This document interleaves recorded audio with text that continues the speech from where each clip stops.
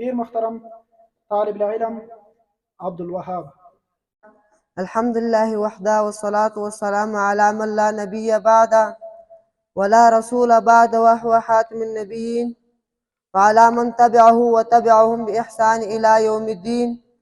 أما بعد، فأعوذ بالله من الشيطان الرجيم. بسم الله الرحمن الرحيم.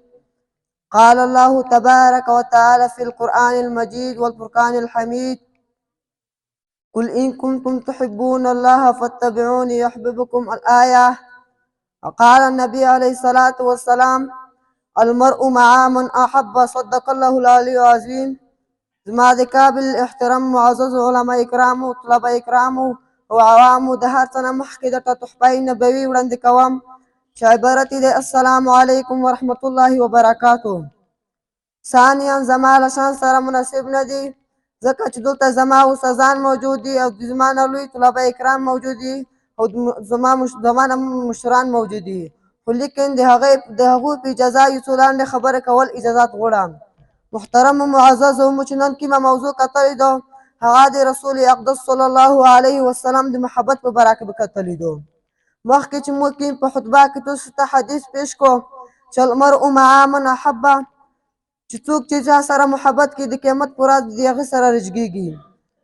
حضرت ابوبکر صدیق رضی الله عنه د رسول الله صلی الله علیه وسلم دومره محبت و، کله چې دی د هجرت په شپه باندې غور ته داخلېده، نو په دغه غور کې رسول ابوبکر صدیق رضی الله عنه ورته وفرمیل چې یا رسول الله، اول به زه داخل شم، که په دې غور کې څه شی و اول به موته تکلیف ورسوي او ته به ترنه خلاص شې.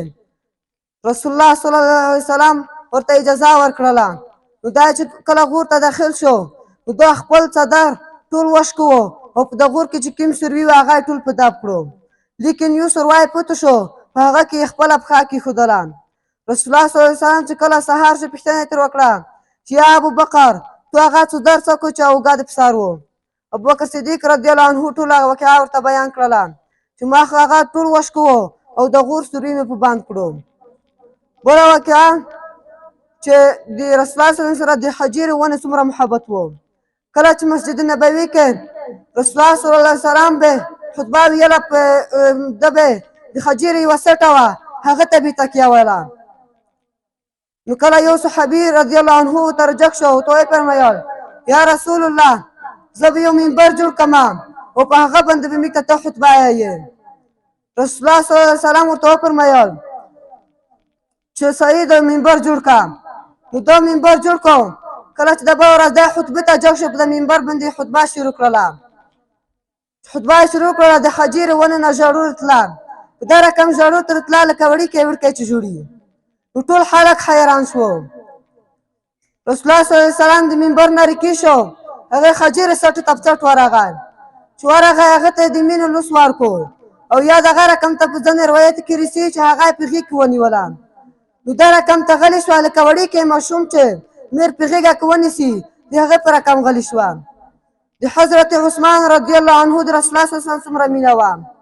یو عثمان رضی الله عنه ته مړۍ وکړله او رسول الله صلی الله علیه وسلم او د هغه اصحابه یې ټول روان کړو. نو دا یې څټه نفس روان شو او د رسول الله صلی الله علیه وسلم ټول قدمونه یې وسوبیل. کله کېر ته ورسېد، رسول الله صلی الله علیه وسلم پوښتنه ترې وکړه چې یا عثمان، تو دا زموږ قدمونه ولې سوبیل؟ هغه ورته وفرمیل چې زه به دغومره علمان ازودومه چې ما څومره قدمونه یې سوب کړو. نو زه خپل خبر ته ختمه ورکوم. و آخر دعوانا الحمد لله رب العالمین.